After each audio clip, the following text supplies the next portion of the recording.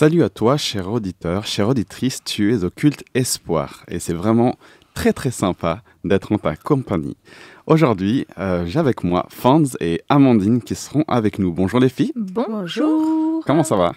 Très très contente d'être là. Ah bah c'est super. Aujourd'hui, nous avons Olivier Rigaud. Bonjour. Olivier, on peut le dire, tu connais bien le plateau maintenant. Oui. Hein? Je dis ça parce que tu achèves donc aujourd'hui une série de 4 épisodes sur la Pâque. D'ailleurs, auditeur, auditrice, si tu n'as pas pu écouter les épisodes précédents, je t'invite vivement à y jeter un coup d'œil. Alors Olivier, tu tiens le coup, ça va? Oui, ça va, on y arrive. Ok. De quoi vas-tu nous parler aujourd'hui en quelques mots? Eh bien, nous allons continuer à être les observateurs discrets de cette dernière soirée avant la mort du Christ et sa résurrection. Après avoir partagé lors du repas le pain et le vin, Jésus va donc se rendre au jardin de Gethsémanée, où il va être arrêté, emprisonné et crucifié. Alors aujourd'hui, on va parler justement de cet amour divin qui s'est donné jusqu'au bout pour nous. Ah bah, merci. Observateur discret, j'aime bien, c'est très immersif comme ça. Eh bien alors, dans ce cas-là, que le Seigneur puisse t'inspirer et nous guider pendant ce temps de culte.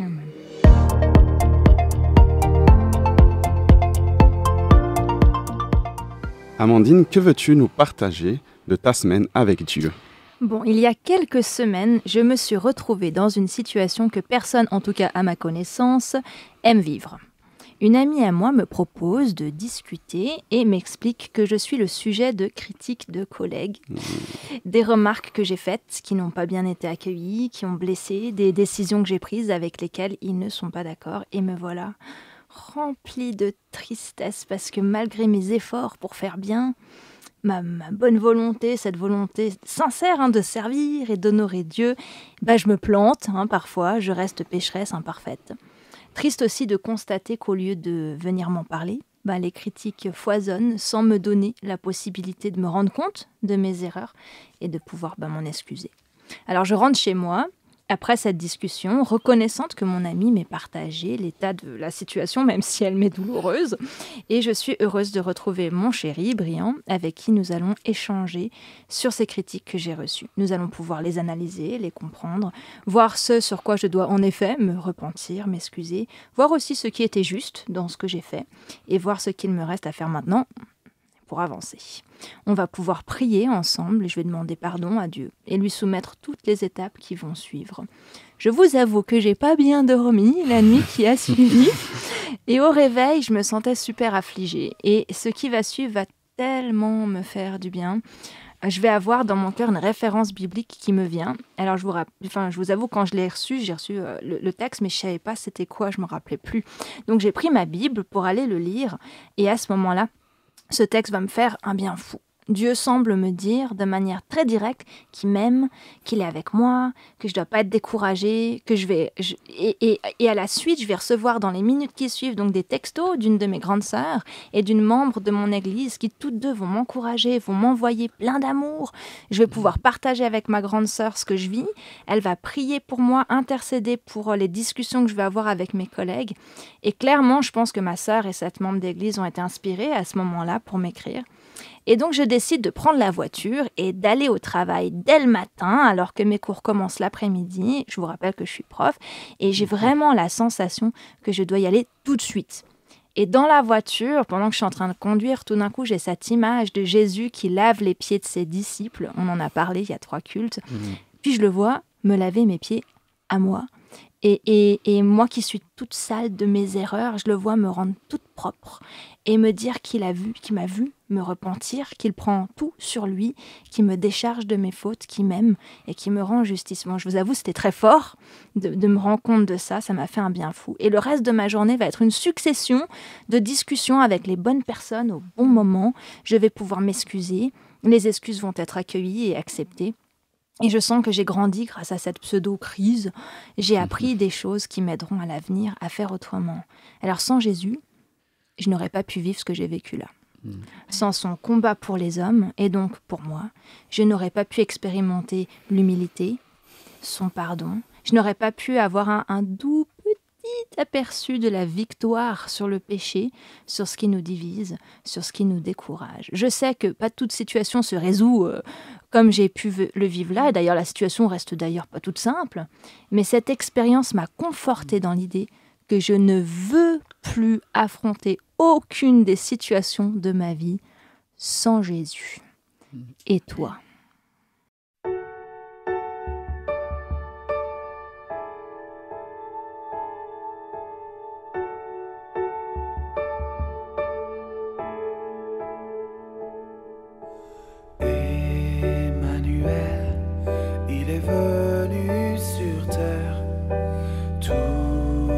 Fidèle à la voix de son Père, sans dire un seul mot pour briller. Il a choisi d'aimer malgré la souffrance, les clous et la lance. Il a porté tous nos péchés, ami du pécheur, notre Rédempteur. Jésus est l'exemple parfait.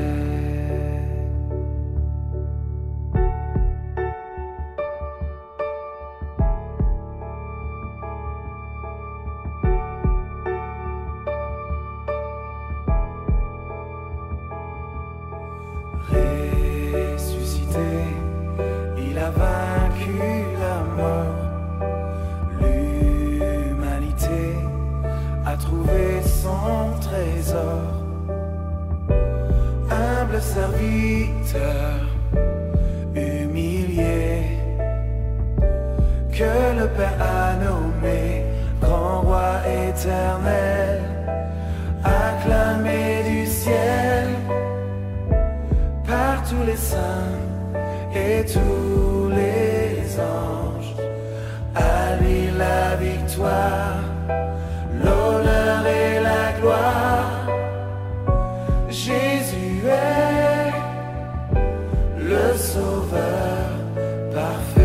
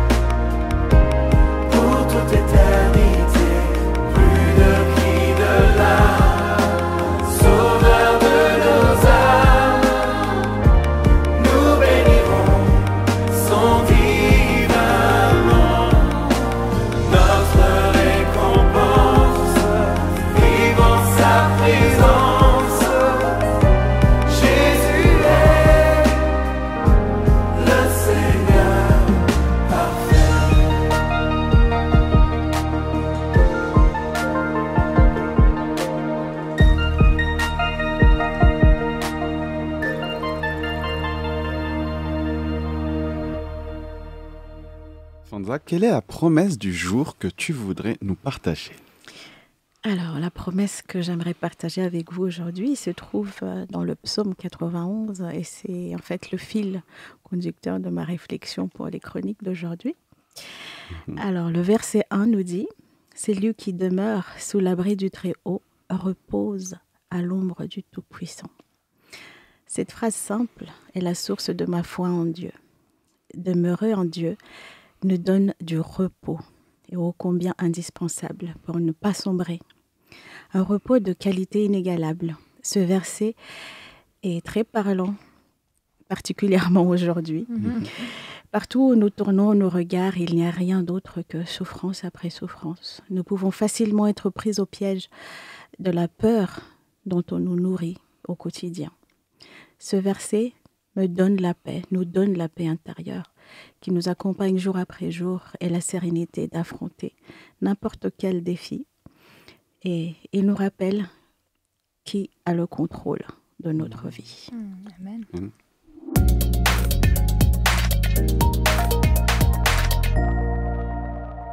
Le chant que j'aimerais te partager aujourd'hui raconte l'événement du jardin de Gethsémani, épisode où Jésus traverse un moment extrêmement difficile.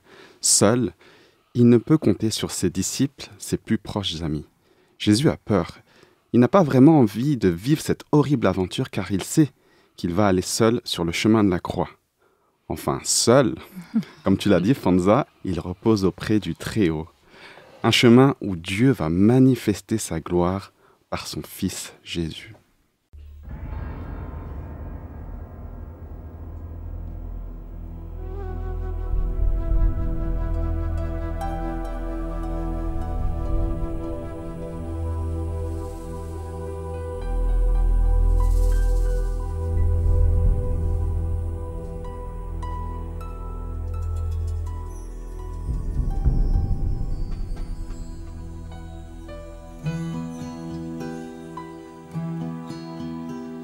N'est-il point d'autre choix devant la coupe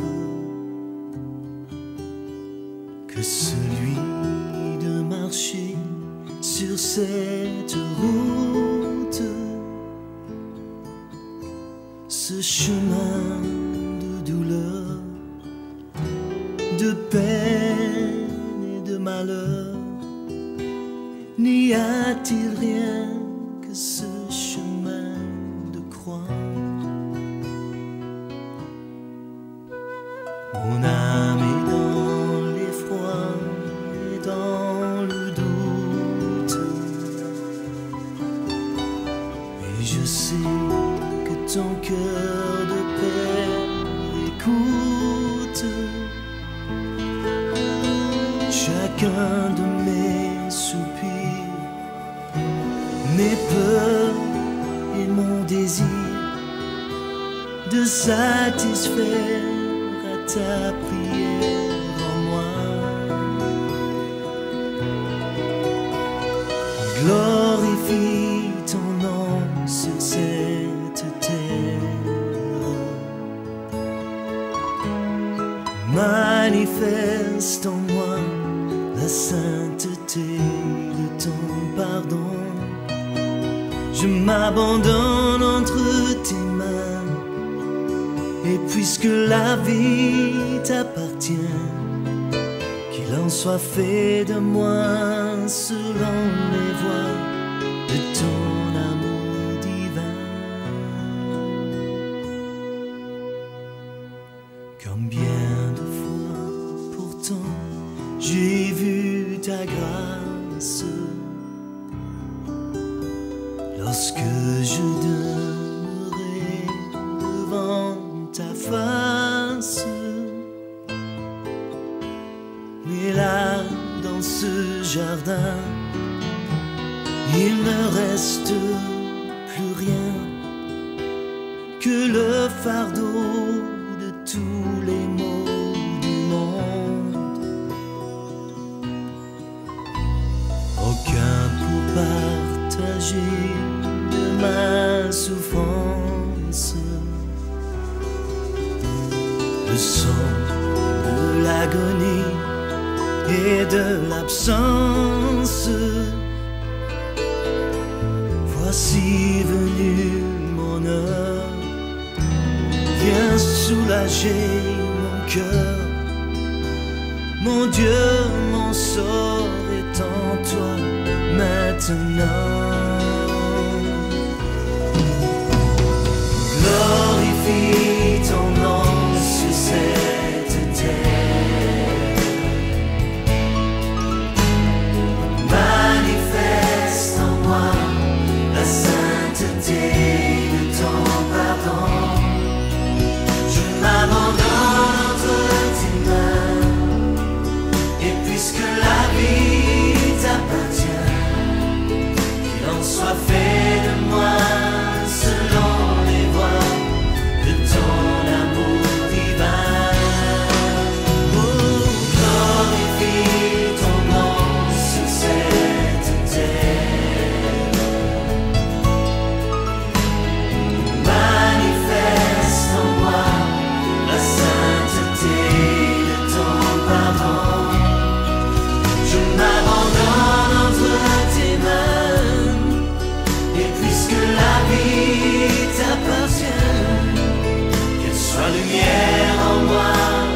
un chant de joie jusqu'au-delà des temps.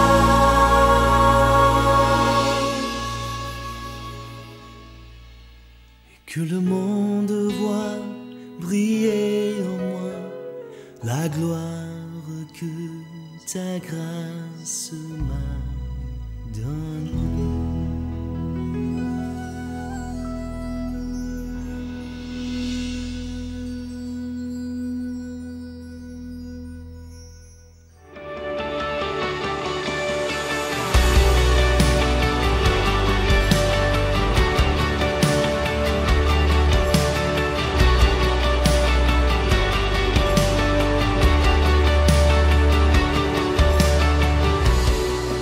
La passion de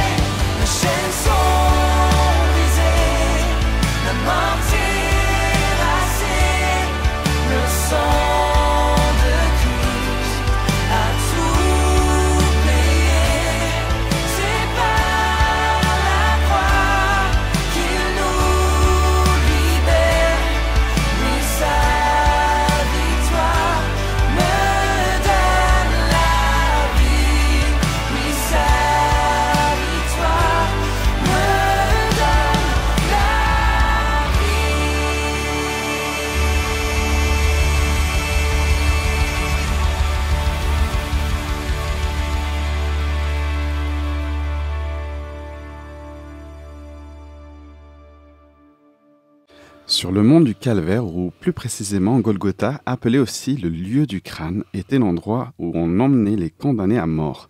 Ce lieu est notamment connu pour l'endroit de la crucifixion de Jésus, un chemin qui mêle atrocité et souffrance. Sur ce même chemin, Jésus va se rapprocher du cadeau qu'il nous offre, celui de l'espérance, d'une vie sans souffrance, sans douleur. Et alors que j'étais condamné, Jésus a porté ma condamnation, notre condamnation, et il en sort vainqueur. Par la foi, par la confiance que tu lui porteras, toi aussi tu sortiras vainqueur.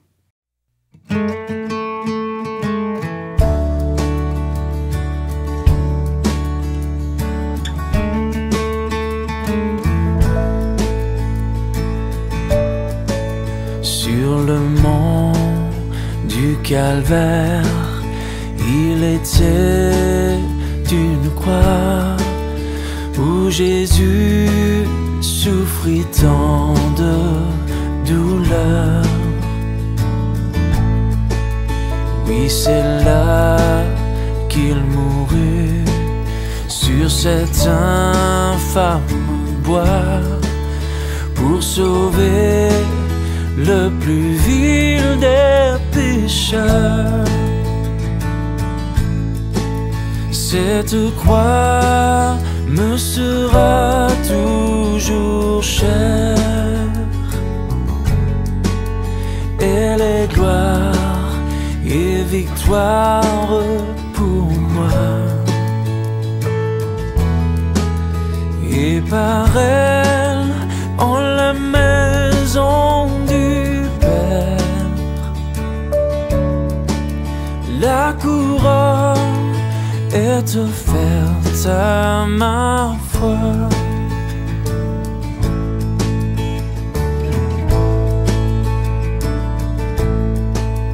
M'appuyant avec foi sur la croix de Jésus, sa bannière, je veux la porter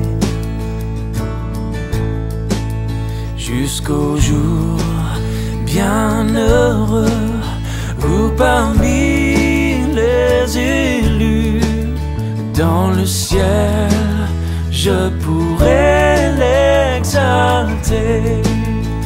Oh, oh. Cette croix me sera toujours chère. Elle est gloire et victoire pour moi. Et par elle, en la maison du Père, la couronne est offerte à ma foi.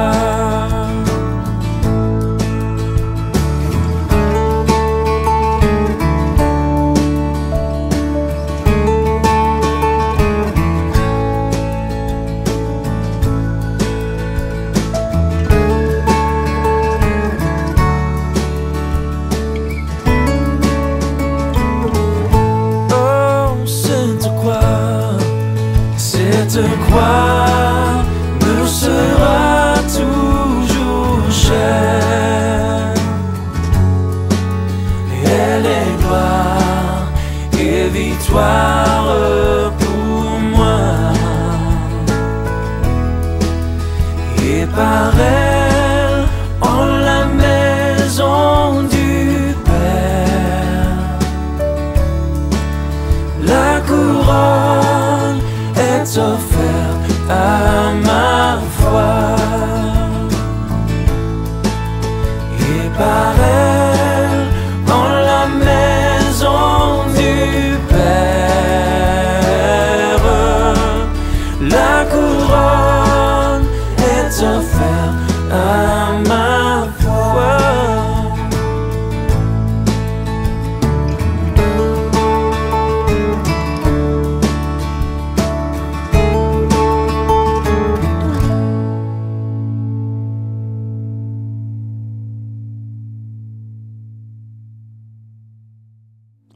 Fonza, je crois qu'il y a un témoignage que tu aimerais nous partager, alors je te laisse la place. Merci. Alors, le témoignage que je vais partager avec vous est basé sur une histoire personnelle. Pendant mes études, il y a quelque temps de cela, en Angleterre. Alors, je suis partie de la France pour un pays complètement étranger, pour moi, en tout cas. Pas de famille ni d'amis sur place. Une langue qui sonnait complètement chinois. Bien qu'en quittant la France, j'étais en train de terminer mon DUG en anglais. Une fois dans le pays, comme si tout ce que j'avais appris ne servait à rien. Donc, il fallait réapprendre dès le début comme un vrai débutant.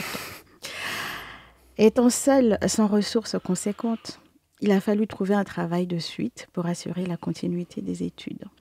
Et c'est là que Dieu a montré combien il prenait soin de moi. J'ai trouvé du travail dans la cafétéria du campus. J'ai nettoyé des casseroles géantes dans la cuisine, aussi grandes que moi. Ensuite, j'ai fait le ménage dans la salle à manger une fois que les étudiants étaient partis. Je te laisse imaginer mon exténuation à chaque fin de soirée. C'est clair. Mais là encore, je devais passer par un cheminement éprouvant pour que je puisse me rendre compte, au moins voir comment Dieu peut agir pour façonner la personne que je suis aujourd'hui. Après ma première année, je devais rentrer en France pour terminer l'université. Mais on m'a fait découvrir une autre voie que je devais suivre. Cette voie, c'était des études dans lesquelles je me retrouvais très bien. C'était des études dans le social. Je remercie encore le ciel de m'avoir ouverte cette voie, car de là, Dieu va me prouver une fois pour toutes combien il tenait à moi. L'autofinancement des études était une vraie leçon de vie pour moi. Pour pouvoir terminer mes 4 années universitaires, je devais travailler sans arrêt. Pendant 3 années successives, mes horaires de travail étaient de 4 heures du matin jusqu'à minuit, littéralement. Mais dans sa grande bonté, Dieu assurait que je travaille en tant que préceptrice de l'internat des filles de 19h jusqu'à minuit. Bon, c'est vraiment assuré que tout se passe bien dans l'internat, que les garçons sortent au moment de la fin des visites. Donc, c'était quand même pépère. Pourquoi les garçons? Ben oui, on leur a donné le droit de visiter les copines entre certaines heures, mais à 10h, ils devaient quitter les lieux. Je devais m'assurer que, voilà, effectivement, tout le monde était dehors. Et donc, de là, Dieu va prouver qu'il tenait. Alors, j'étudiais pendant ces créneaux de 19h à minuit. C'était tous les soirs, comme ça. Si je n'avais pas ce travail-là, je pense que ça n'aurait servi à rien de rester et que de travailler. Alors que mes camarades dormaient encore profondément, je sortais pour commencer mon travail en tant que femme de ménage dans un club de golf tous les matins à 4h. De 4h jusqu'à 6h. Ensuite, d'enchaîner avec la préparation des petits déjeuners à la cafétéria jusqu'à 8h30. Puis être en cours jusqu'à midi. Retour à la cafétéria pour les déjeuners et nettoyage jusqu'à 14h. Recherche et autres cours les après-midi jusqu'à 16h30, sauf le vendredi après-midi. Et de 17h à peu près 18h45 par là, je nettoyais les bureaux de BMW qui se trouvaient à côté du campus. Donc c'était à 5 minutes de voiture littéralement, donc c'était chouette. Enfin, façon de parler. Façon de parler, parce que voilà, j'étais assurée d'avoir quand même du travail. Je me demande jusqu'à ce jour comment j'ai pu tenir ce rythme pendant 3 longues années. Humainement parlant, je pense que c'est pas possible. On se demande aussi. Ouais, pareil. Il va sans dire que les études étaient fortement impactées. Ma vie spirituelle et sociale était inexistante. À ce moment-là, pour moi, Dieu m'avait oublié. La fatigue m'empêchait de voir autre chose. Tout était noir. Le tunnel était bien trop long et je n'arrivais pas à voir le bout. J'en suis arrivée à me dire que je me suis peut-être trompée de voie et que ça ne servait à rien de dépenser autant d'énergie pour les études. Et la solitude était à son paroxysme. Je me sentais comme invisible et que j'étais seule dans un combat inégal. Avec de telles difficultés, j'ai trouvé du réconfort dans l'alcool. Et oui. Et une partie de ma vie dont je ne suis pas fière, mais elle est là pour me rappeler que Dieu ne m'abandonnera jamais. Je suis tombée dans une dépression telle que la seule issue pour moi a été de mettre un terme à ma vie. Je commençais à penser que finalement, j'étais certainement un accident de la nature. Personne ne pouvait avoir un quelconque intérêt en moi, encore moins m'aimer. Je me suis dit, ma famille au loin aura de la peine pour un temps, mais elle finira par oublier mon existence. Alors j'ai commencé à planifier mon départ définitif de la planète. Et en tant que préceptrice, j'avais accès à des médicaments. J'en avais moi-même en ma possession, mais je pensais que ce n'était pas assez. Et l'idée était de faire un bon cocktail de médicaments et d'alcool. La réussite de ce projet était certaine et sans appel. Je pensais au moment pour l'exécuter et comment je devais procéder précisément. J'ai choisi un vendredi après-midi pour mettre mon plan à exécution.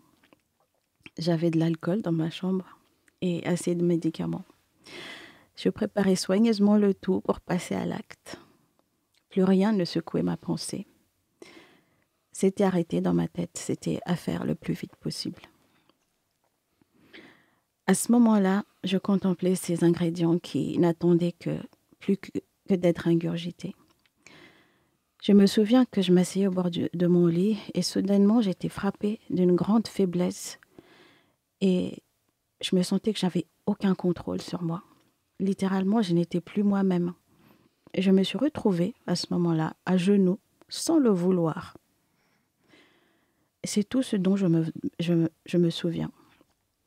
À genoux, sans que j'aie pris la décision de m'agenouiller, encore moins de prier. Je ne me souviens pas avoir prié. Je ne me souvenais de plus rien à partir de ce moment-là. Comme si j'avais virtuellement disparu de la planète.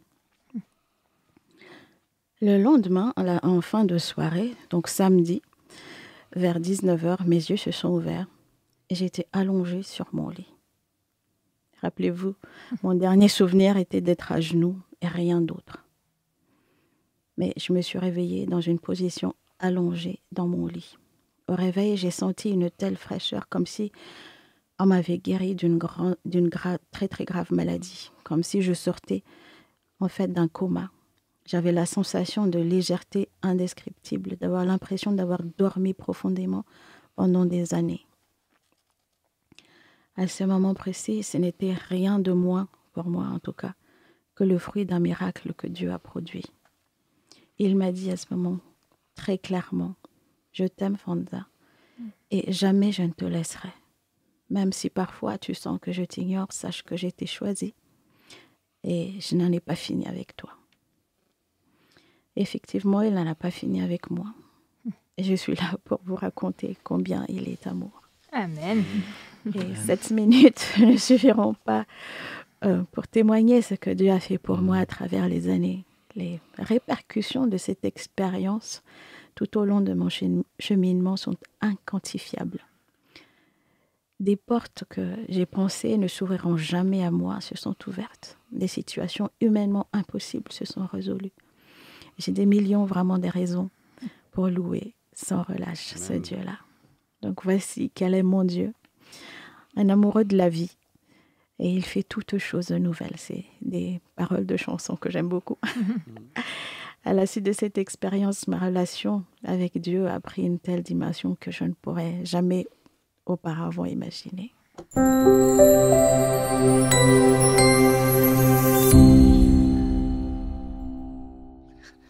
Merci Fanja pour cet extraordinaire témoignage qui nous révèle la beauté, l'amour de Dieu. Et c'est vrai que ça tombe assez bien puisque cette dernière émission, c'est au sujet justement de l'amour de Dieu. Un amour de Dieu qui va être poussé à ses retranchements, à ses limites. Et pour commencer, je voudrais justement proposer de lire ce passage de l'évangile de Jean, chapitre 13, qu'on a déjà bien abordé jusqu'à maintenant. Mais revenons au verset 1, et je vous propose cette lecture. Avant la fête de Pâques, Jésus, sachant que son heure était venue de passer de ce monde au Père, et ayant aimé les siens qui étaient dans le monde, mit le comble à son amour pour eux. La Bible parle d'une histoire d'amour, un amour qui est meurtri, blessé, violenté, mais il y a chez Dieu une persistance à nous aimer. C'est extraordinaire. C'est vraiment ça. Son témoignage nous rappelle cette persistance de Dieu à nous aimer, même lorsque nous n'avons même plus envie de nous aimer nous-mêmes. À la limite de la compréhension, je trouve. Ouais.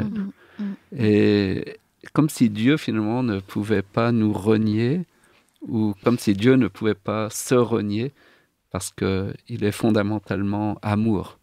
Et ce Dieu 3 fois 5 que nous présentons, eh bien, je crois que c'est ça l'idée de la sainteté, c'est un amour plein, entier, où il n'y a pas de fissures, de zones d'ombre, et il le manifeste envers chacun de nous.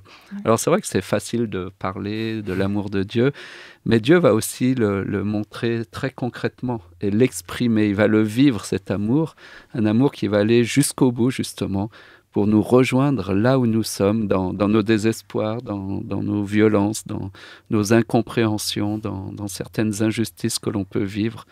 Eh bien, cet amour, il va aller jusque-là. Il nous rejoint là où nous sommes.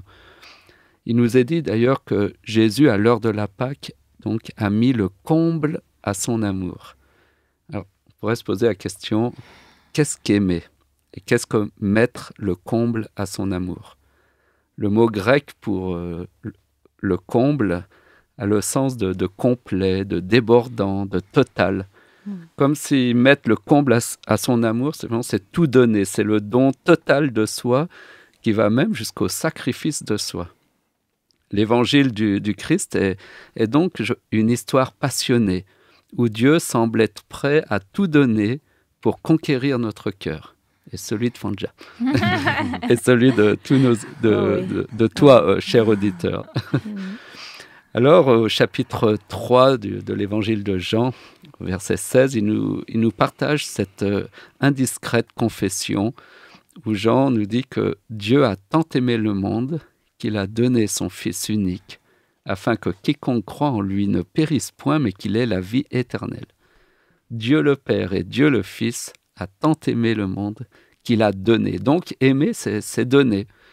On l'avait vu dans les émissions précédentes, lorsque Ève fut créée, Adam a donné une côte.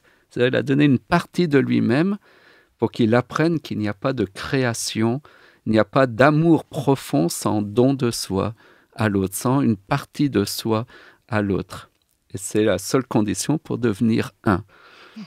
Et pour créer une nouvelle humanité libre, eh bien Jésus va être prêt aussi à tout donner et à se donner totalement. Pas seulement une partie de lui-même, pas seulement une côte, mais sa vie tout entière pour créer cette nouvelle humanité. Aimer, donc, on voit que c'est se donner, mais c'est aussi finalement se sacrifier par moment. Alors, quelle folie que l'amour, quand même. Imaginez être prêt à donner sa vie pour un autre. Et de le faire en plus en toute liberté et sans contrainte, et dans un choix volontaire et assumé, parce que Dieu nous aime. Je pense que seulement un père ou une mère peut peut-être comprendre ce que je veux dire. Ouais. D'être prêt à donner sa vie pour son enfant, pour ses enfants. Là, vraiment, Dieu se révèle comme un père d'amour, comme une mère qui nous a enfantés et qui est prêt à tout pour chacun de nous. Et c'est extraordinaire.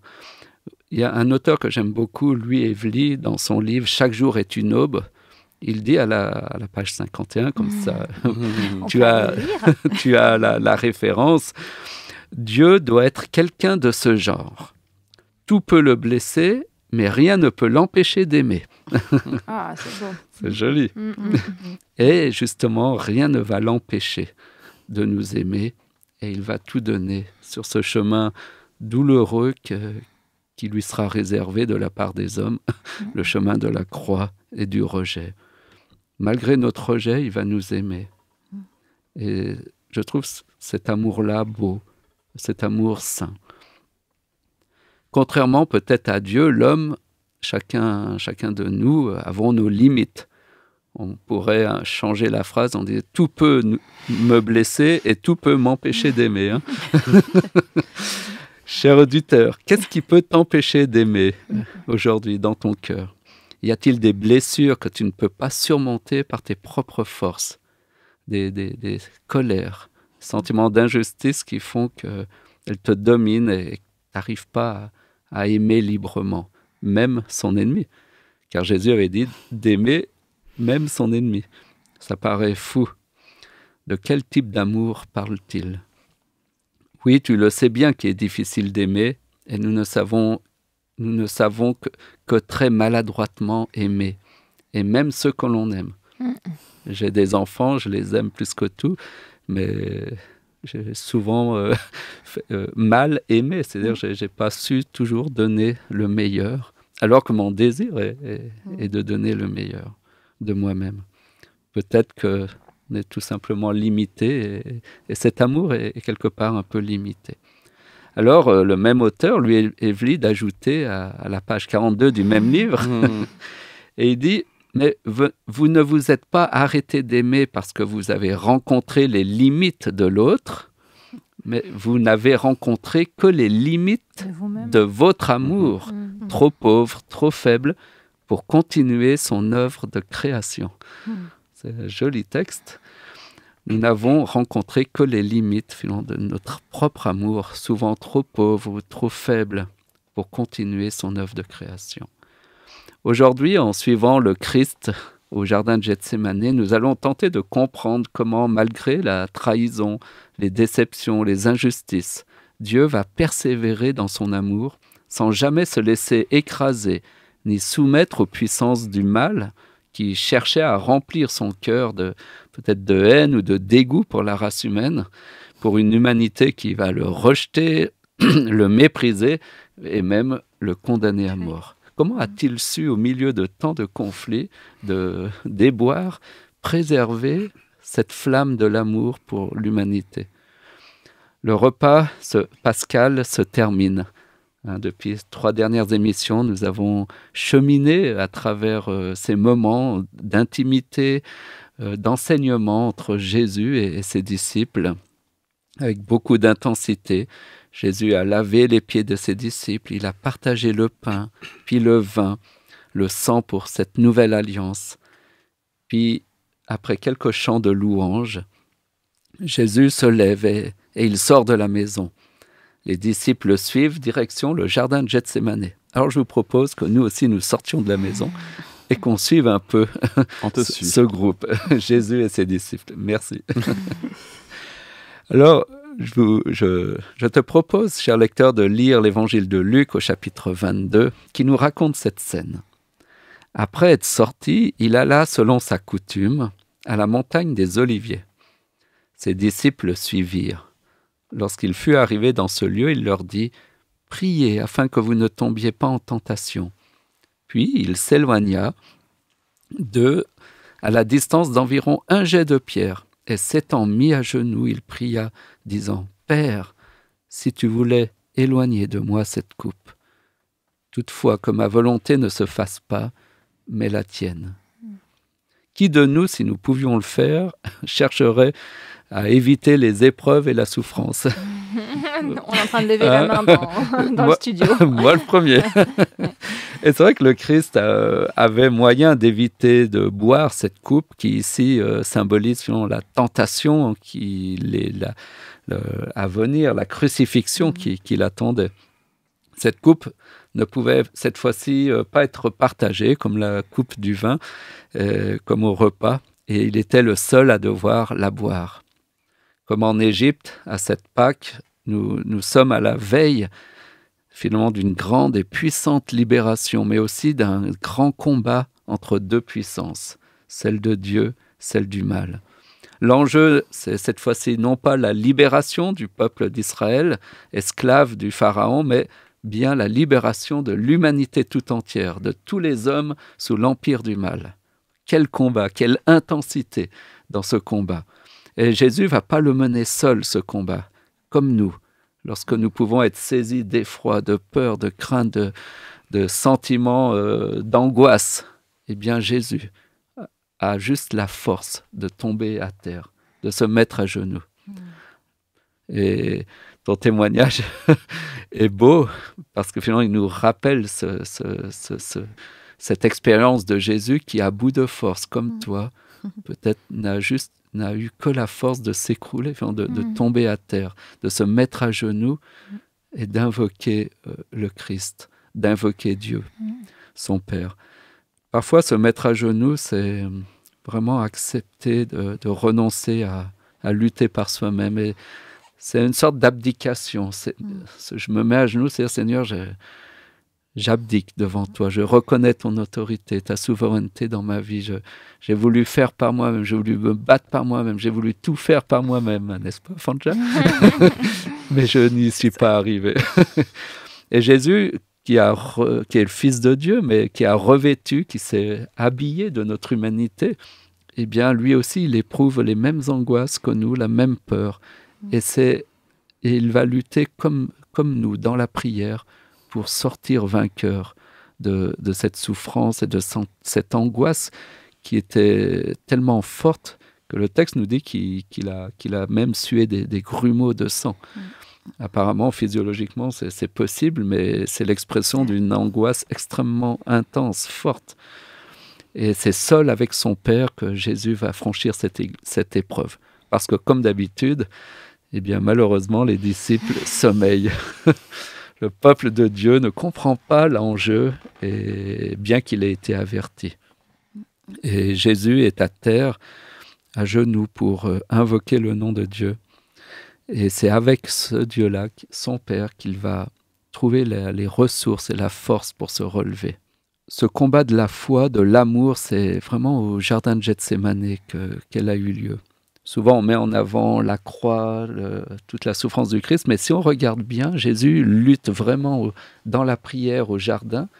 Et après, une fois qu'il se relève, une fois que qu'il a accepté la volonté de Dieu, qu'il a accepté d'être l'agneau de Dieu immolé pour le pardon des hommes, pour le pardon des péchés, Jésus se relève avec une force intérieure telle qu'il va suivre son chemin, il va être arrêté, il va être emprisonné, il va être crucifié, et si on regarde bien, il ne va point ouvrir la bouche. Il ne va plus rien dire. Un agneau qu'on emmène à l'abattoir sans lutter, sans se défendre. Ce qui est incroyable, c'est que Jésus a renoncé à se défendre pour nous défendre. Il a renoncé à se sauver pour nous sauver. C'est incroyable. Or, la tentation était grande de vouloir se sauver. On le voit bien, même lors de la croix, il y a 3 tentations. Mais si tu es le Fils de Dieu, descends, montre-nous qui tu es. La tentation de montrer qui je suis. Il avait de quoi montrer en plus. Et il avait de quoi montrer qui il était vraiment. Mais pourquoi est-ce qu'il reste? Pourquoi il reste sur cette croix alors qu'il a le pouvoir de descendre, le pouvoir de se défendre? Il a une vision bien plus loin. Bien plus grande. Et c'est nous qui le voit. C'est toi, c'est moi, c'est chaque auditeur qui entend ce message, cette parole du Christ. Et l'autre tentation, mais si ton Père, si Dieu t'aime, pourquoi es-tu sur cette croix? Ça aussi, quelque part, quand on traverse une épreuve, on se dit, mais où est Dieu? Si Dieu m'aime, pourquoi? Mais l'épreuve est grande, cherche à mettre en doute l'amour du Père. Parce que Dieu m'aime, eh bien, je ne devrais pas souffrir. Je ne devrais pas passer par des moments difficiles. Je crois que Dieu le Père n'a jamais promis que nous ne souffrirons pas. Mais il a toujours promis de couvrir cette souffrance de son amour et de sa présence. La tentation aussi de s'élever lorsqu'il dit Dieu descend de cette croix, c'était aussi une tentation de s'élever, de se manifester. Tout cela pour dire que Dieu, malgré tout, a persévéré. Il s'est approché, il a tenu jusqu'au bout. Et à la fin, il s'est écrié « c'est fini ». Le mot utilisé par Jésus en grec est tételestai, c'est le cri d'un général romain qui observait la bataille depuis la colline. Et quand il voyait que son armée a gagné définitivement la bataille, il hurlait ce mot pour annoncer à ses troupes qu'elle avait la victoire totale. Et il y avait beaucoup de soldats romains autour de cette croix. L'un d'eux qui a entendu Jésus pousser ce cri comprit pourquoi un homme mourant sur une croix pouvait pousser le cri de victoire d'un général romain. C'est pourquoi il a dit « Assurément, cet homme était le Fils de Dieu ». C'est dans Matthieu 27. Jésus avait gagné la bataille. Il pouvait crier la victoire parce qu'il a accompli sa tâche avec succès grâce à son Père. Jésus a réconcilié l'homme avec Dieu en s'offrant aux hommes, en payant le prix de nos fautes. Et c'est ça tout l'extraordinaire de Dieu, l'extraordinaire de la croix. C'est l'histoire d'un Dieu incompris, mal aimé, rejeté, même méprisé, humilié, crucifié, mais qui malgré tout va nous aimer et va se donner tout entier pour toi et pour moi, cher auditeur. Louis Evely dira « L'amour est gratuit, on ne tient jamais l'autre que de sa liberté. L'amour accepte de n'avoir aucun droit. Jésus a accepté de perdre tous ses droits pour que nous puissions, nous, les retrouver en tant qu'esclaves, libérés par sa grâce. Que Dieu puisse nous aider à comprendre son amour et surtout à l'accueillir dans nos vies. À toi, cher auditeur. Amen. Amen.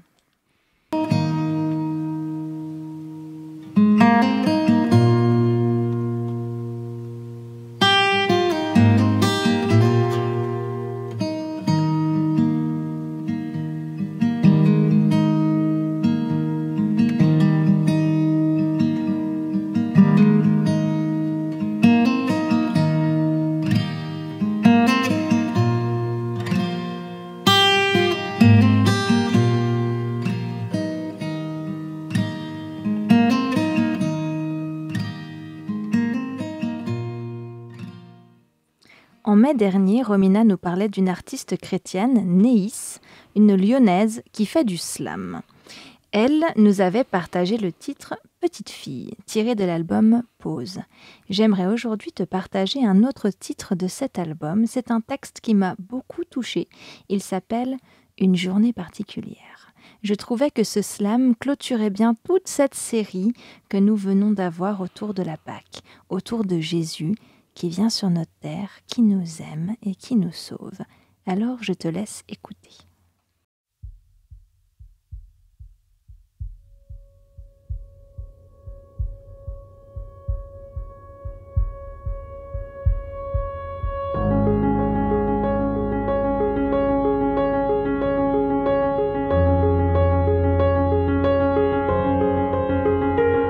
C'est la fin d'une longue journée. Sur le chemin, je regarde un instant vers le passé, ça fait déjà quelques années. Quelques années que je suis sur cette terre desséchée, j'ai aimé rencontrer toutes ces vies. J'ai aimé traverser tous ces pays, j'ai aimé observer les jours passer, le soleil se coucher puis se lever. J'ai aimé voir la pluie tomber, voir les feuilles s'envoler. J'ai aimé tous ces instants. J'ai aimé chacune des mains que j'ai serrées tendrement. J'ai aimé chaque sourire que j'ai croisé. J'ai aimé marcher avec tous ces petits hommes à mes côtés. J'ai aimé tous ces amis. Aussi incroyable que ça puisse vous paraître, sachez aussi, j'ai aimé mes ennemis. J'ai aimé ceux qui m'ont trahi. J'ai aimé chaque être vivant que j'ai croisé. J'ai aimé cette prostituée, cet handicapé, ces orgueilleux et puis tous ces vieux. J'ai aimé ces petits-enfants. J'ai aimé ces lépreux, même avec ces plaies pleines de sang. J'ai aimé les exclus, ceux que l'on n'aimait plus, tous ces malades abattus, tous ceux qui n'y croyaient plus. J'ai aimé ceux qui m'ont insulté, ceux qui m'ont détesté, ceux qui m'ont aimé, ceux qui m'ont piétiné. Pas d'un amour intéressé, j'ai aimé sans me soucier du prix. J'ai aimé et mon amour me pousse à en perdre ma vie. C'est la fin d'une longue journée. Sur ce chemin, je regarde un instant vers le passé, ça fait déjà quelques années. Quelques années que je suis sur cette terre desséchée, je peux pas empêcher mes larmes de couler. En regardant toute la haine qui sort du cœur de l'humanité, j'ai détesté chacun des mensonges que j'ai entendus. J'ai détesté voir des êtres humains vendus. J'ai détesté chacune des paroles blessantes qui se sont lancées, parce que je sais tous les ravages que ça fait sur l'identité, parce que je sais qu'ils n'ont pas été créés pour s'entretuer. J'ai détesté les voir seuls se débattre contre la souffrance. J'ai détesté les voir sans espérance, mais j'ai aimé chacun comme il était. Je ne pouvais pas les laisser avec ce désespoir qui les accablait. Je ne pouvais pas les laisser, je les ai aimés, pas d'un amour intéressé. J'ai aimé sans me soucier du prix. J'ai aimé et mon amour me pousse à en perdre ma vie. C'est la fin d'une longue journée. Sur ce chemin, je regarde un instant vers le passé, ça fait déjà quelques années. Quelques années que je suis sur cette terre desséchée. C'est la fin d'une longue journée.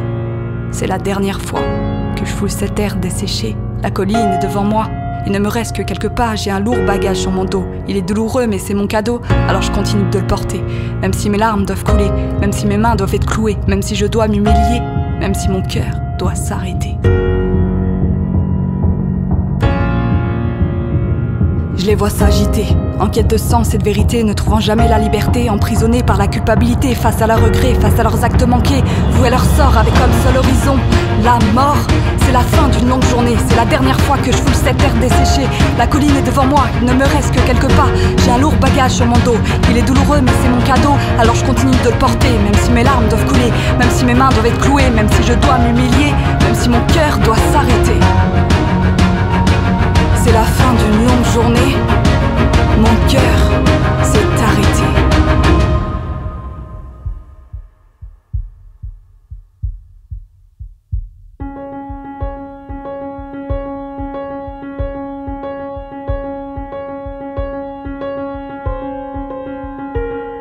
Une nouvelle journée vient de commencer.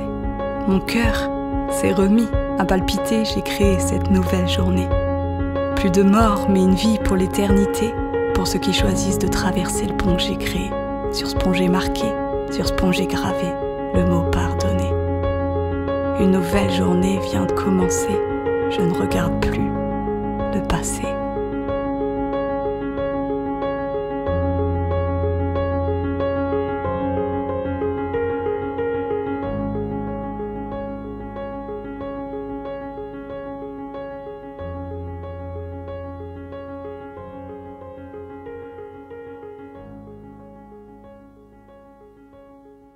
Je nous invite à un temps de prière.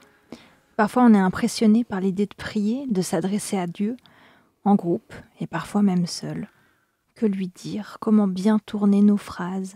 Et c'est bon de vouloir honorer Dieu, de vouloir le respecter dans notre manière de le prier, mais c'est aussi accessible. C'est aussi s'adresser à l'être qui nous aime le plus au monde.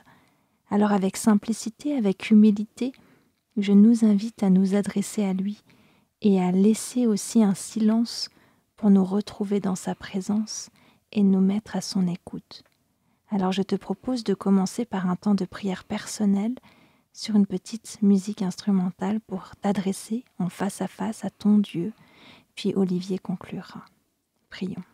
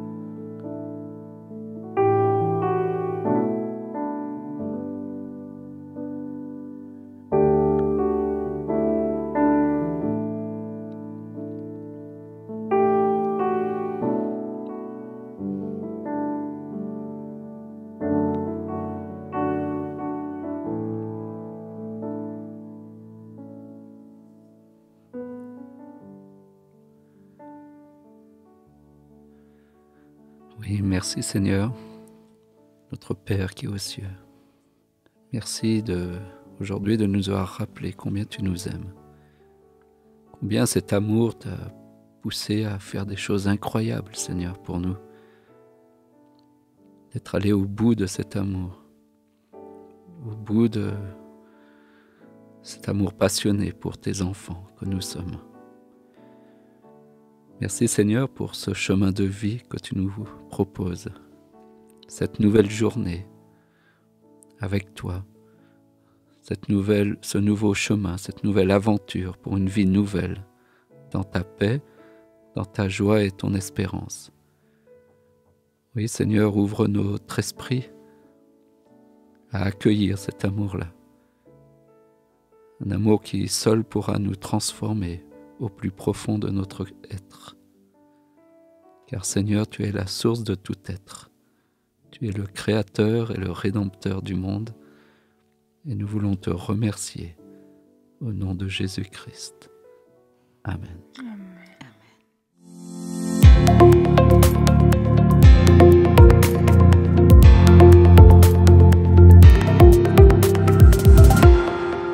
Franz, il me semble que pour cette action, tu nous proposes quelque chose d'un peu particulier. Qui s'abrite auprès du Très-Haut, repose sous la protection du Tout-Puissant.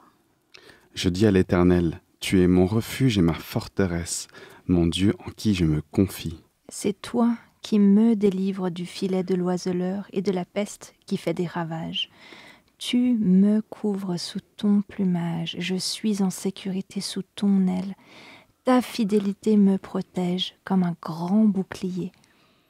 Je n'ai donc pas à craindre les terreurs de la nuit, ni les flèches qui volent dans la journée, ou bien la peste qui rôde dans l'obscurité, ou encore le coup fatal qui frappe à l'heure de midi. Que 1000 tombent à côté de moi et 10 000 à ma droite, moi, je ne serai pas atteint. Il me suffira de regarder mes yeux pour constater la rétribution des méchants. Oui, tu es mon refuge, ô Éternel. Si moi je fais du Très-Haut mon abri, aucun malheur ne m'atteindra. Nulle calamité n'approchera de ma demeure. Car à tes anges tu donneras des ordres à mon sujet, pour qu'ils me protègent sur mes chemins. Ils me porteront sur leurs mains, de peur que mon pied ne heurte une pierre. Je pourrais marcher sur le lion et la vipère, et piétiner le jeune lion et le serpent. Oui, celui qui t'est attaché, tu le délivreras et tu protégeras celui qui entretient une relation avec toi. Lui, il t'invoquera et tu lui répondras. Tu seras avec lui au jour de la détresse. Tu le délivreras et tu honoreras. Tu le combleras d'une longue vie et lui feras expérimenter ton salut.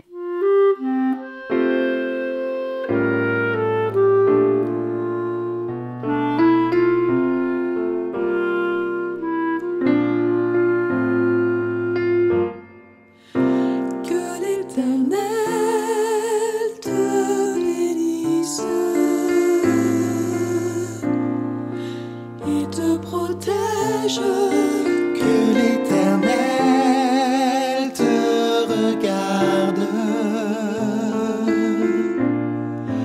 avec bonté et qu'il te fasse grâce et qu'il te fasse grâce. Que l'Éternel veille sur toi et t'accorde la paix. Que l'Éternel te bénisse et te protège. Que l'Éternel te regarde avec bonté et qu'il te fasse grâce et qu'il te fasse grâce. Que l'Éternel veille sur toi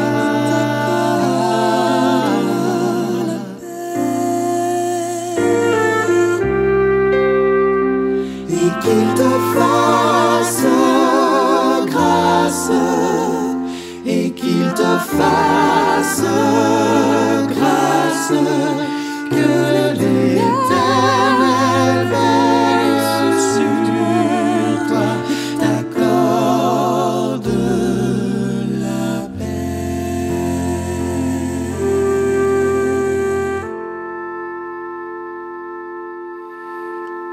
Je sens que cette semaine, je vais lire ce psaume tous les matins. Merci Fanza pour ce psaume. Que ces paroles, auditeurs, auditrices, t'accompagnent pleinement dans ton quotidien. Nous arrivons à la fin de ce culte, de ce marathon, je dirais même pour toi, Olivier. Oui. Merci de nous avoir accompagnés pendant tout ce mois, d'avoir été présent. Avec plaisir. Sois béni pour la suite de ton ministère, toi et ta famille. Merci beaucoup. Merci Amandine, Fans, pour vos partages. Merci Brian. Merci. Auditeurs, auditrices, merci d'être restés avec nous. Je te souhaite une belle journée et une belle semaine et je te dis à très vite. Ciao. Ciao. À bientôt.